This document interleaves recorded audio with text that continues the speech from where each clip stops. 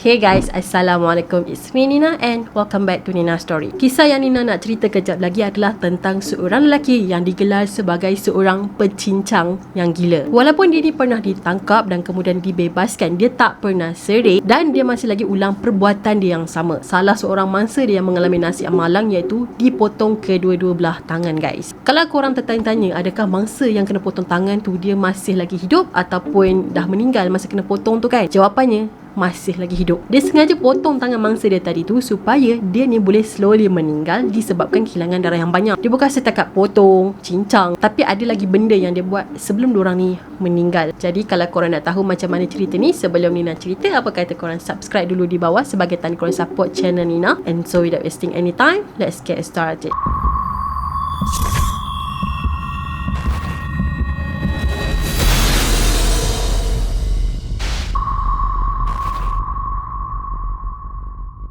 Sebelum Nina cerita tentang apa yang dah terjadi, Nina akan kenalkan dekat korang dulu siapa lelaki yang Nina sebutkan tadi. Lelaki ni dikenali sebagai Lawrence Singleton ataupun nama penuh dia sebagai Lawrence Bernard Singleton. Dia telah dilahirkan di Tampa, Florida pada 28 Julai tahun 1927. Jadi dia ni telah bekerja sebagai seorang peniaga yang menjual hasil-hasil laut. Dia juga telah berkahwin sebanyak 2 kali tapi hubungan diorang tak bertahan dan diorang telah pun bercerai. Mungkin disebabkan Lawrence ni adalah seorang yang peminum tegar dan selalu mabuk, jadi hubungan dia dengan isteri dia tak berapa tahan. Dikatakan juga Lawrence ni sangat benci dengan perempuan. Kiranya dia ni anti perempuan lah. Dia punya perasaan benci ni kan makin lama makin membuak-buak bila umur dia dah mencecah 50 tahun. Pada masa inilah dia telah menyerang mangsa dia buat kali pertama. Dah tentulah mangsa dia tadi tu adalah seorang perempuan. Untuk kes yang pertama ni terjadi pada September 1978 dan mangsa dia bernama Mary Vincent berusia 15 tahun. Pada zaman tu diorang dah biasa tahu kalau menumpang kenderaan stranger untuk ke tempat yang lain. Diorang ni memang tak pernah fikir banyak kali tahu kalau nak menumpang. Tak pernah terfikir diorang ni nak kena culik ke, diorang ni nak kena rompak ke, tak pernah. Sebab benda tu dah jadi macam satu budaya tau dalam kalangan masyarakat diorang pada masa tu. Yang diorang tahu diorang nak tumpang kenderaan orang lain supaya diorang dapat sampai ke destinasi yang diorang nak pergi tu. So pada hari kejadian tu, Mary ni telah plan nak ke rumah atuk dia yang terletak di Corona. Masa dia tengah tunggu dekat tepi jalan untuk tumpang seseorang tu kan, Vincent ni telah menghentikan van dia dekat sebelah Mary. So Lawrence pun tersenyumlah ke arah Mary. Kemudian dia tanya nak pergi ke mana, sebabnya dia nak ke Los Angeles. Mary pun setujulah untuk tumpang Lawrence tadi, walaupun haluan yang si Lawrence ni pergi berbeza dengan hala dia. Dia fikir maybe nanti dia akan turun dekat mana-mana and then dia tumpang orang lain pula. Jadi dalam keadaan terdesak dan tak ada pilihan, si Mary ni pun naiklah ke atas van Lawrence. Walaupun masa tu dia tak berapa yakin tau, tapi bila dia tengok muka Lawrence ni macam muka ayam, nampak macam baik kan, jadi dia macam boleh percaya kot dia ni. So selamatlah kot kan kalau dia nak tumpang. Dalam perjalanan tu si Mary ni telah tertidur dan bila dia bangun je, tiba-tiba dia dah ada dekat jalan yang lain. Maksudnya jalan yang diorang ada pada masa tu bukanlah jalan yang dipersetujui oleh dia dan juga Lawrence awal-awal tadi. Disebabkan dia rasa geram macam kena tertipu lah kan. So dia minta lah Lawrence ni untuk patah balik. Tapi Lawrence ni jawab macam dalam keadaan tak bersalah. Dia cakap, alamak, saya tersalah jalan ke? Maaflah, saya memang tak perasan tadi. Saya memang betul-betul lupa. Tak lama lepas tu Mary ni minta Lawrence ni untuk berhenti dekat bilik air lah sebab dia nak lunaskan hajat dia. Pada masa yang sama dia nak rehat lah sikit kan, dah lama kan terbaring dalam van tadi. Jadi bila dah sampai tu Mary ni pun keluar lah sambil regang-regangkan badan dia. Dan pada masa ni lah dia telah diserang oleh seseorang. Siapa yang serang dia? Of course lah si Lawrence tadi. Lawrence telah pukul belakang kepala Mary dengan menggunakan tukul besi guys. Ya Allah, sakitnya.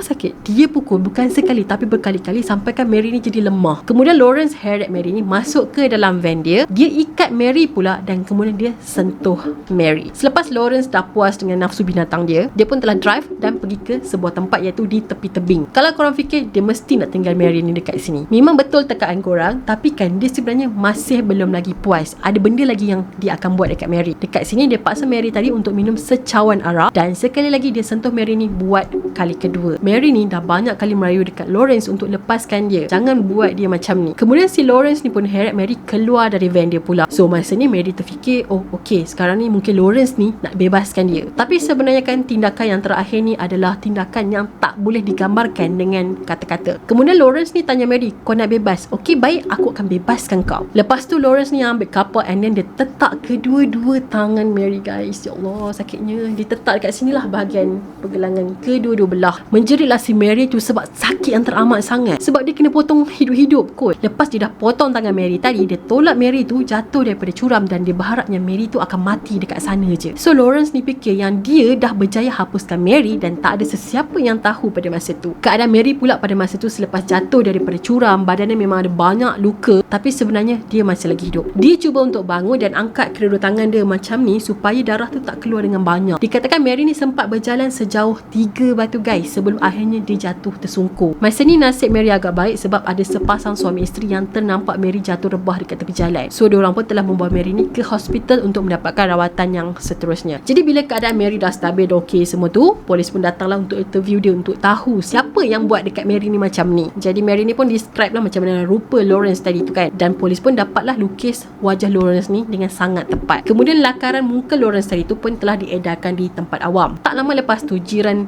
Lawrence ni kan ternampak muka Lawrence terpampang wanted kan. Jadi dia pun buatlah report polis. Dia kata saya kenal orang ni sebab dia jiran dekat kawasan perumahan saya. Akhirnya dalam tempoh yang pendek je, polis dapat mengesan dan menangkap Lawrence. Dia telah dituduh atas 3 kesalahan. Kesalahan yang pertama adalah merogol, menculik dan juga cubaan membunuh. Kemudian Lawrence telah didapati bersalah dan telah dijatuhkan hukuman penjara selama 14 tahun. Pada zaman tu hukuman penjara 14 tahun adalah tempoh yang paling maksimum lah yang boleh diorang bagi kepada pesalah. Tapi kan selepas 8 tahun dia berada dalam penjara, si Lawrence ni telah dibebaskan sebabnya dia berkelakuan baik. Pembebasan Lawrence pada masa tu memang mengundang kemarahan seluruh penduduk di California guys. Diorang rasa hukuman yang dia terima tu dah lah ringan, lepas tu tiba-tiba pergi lepaskan dia awal pula. Disebabkan kes ni sangat hangat pada masa tu, ada yang offer Lawrence ni sebanyak $5,000 untuk suruh dia keluar daripada California dan keluarlah, jangan balik lagi ke sini macam tu. Diorang ni kalau boleh memang tak nak terima dia, apatah lagi nak tinggal senegeri dengan dia. Disebabkan kemarahan diorang ni terlalu membuat-buat, ada yang buat bom tangan dan pergi baling bom tu dekat rumah Lawrence. Tapi nasib baiklah benda tu bila meletup tak kena Lawrence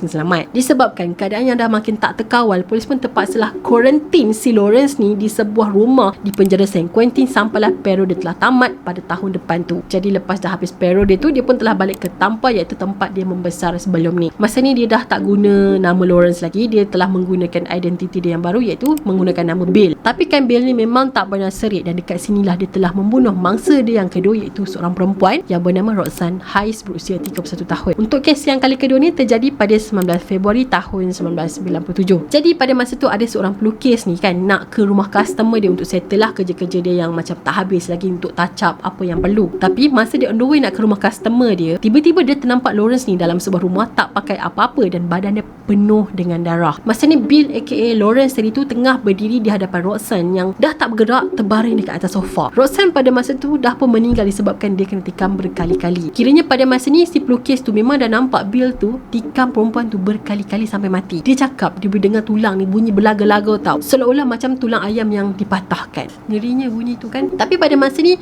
pelukis tu memang tak kenal yang Bill tadi tu adalah Lawrence. So macam mana si Lawrence ni boleh terjumpa dengan Roxanne? Kalau korang nak tahu, Roxanne ni bekerja sebagai seorang pelacur untuk tampung kehidupan seharian dia. Jadi dia berjumpa dengan Lawrence tadi tu pun untuk menjual dia punya servis lah. So si Lawrence ni adalah customer dia. Diorang telah plan untuk berjumpa dekat rumah Lawrence dan dia akan dibayar sebanyak $20. Jadi dekat rumah Lawrence ni lah Roxanne tadi tu telah diserang hingga menyebabkan dia mati. Dan pada masa ni lah si pelukis tadi tu telah ternampak apa yang terjadi di antara diorang berdua dan dia pun cepat-cepatlah call polis dan beritahu apa yang terjadi. Kemudian Lawrence ni pun telah ditangkap buat kali kedua. Masa ni dia memang tak mengaku apa yang terjadi, tapi dia cakap dekat polis yang Roxanne ni cuba untuk mencuri duit dia. Dia kata dia memang nak bayar dekat Roxanne tu sebanyak $20, tapi Roxanne tu cakap duit tu macam tak cukup, dia nak lebih. So masa Roxanne nak curi duit Lawrence tu, dikatakan masa ni lah terjadinya pergelutan, and then si Roxanne ni pun ambil pisau dan akhirnya tertikam diri sendiri. Tapi memang taklah polis ni nak percaya cerita mengarut Lawrence ni sebab memang ada saksi yang nampak kejadian tu kan. Untuk perbicaraan kali ni, Mary sanggup datang ke Florida untuk bagi keterangan terhadap Lawrence sekali lagi. Pada tahun 1998 akhirnya Lawrence ni telah didapati bersalah dan akan dijatuhkan hukuman mati. Tapi tarikh sebenar bila hukuman tu akan dilaksanakan masih lagi tak ditetapkan. Kemudian pada 28 Disember tahun 2001, semasa Lawrence ni telah berusia 74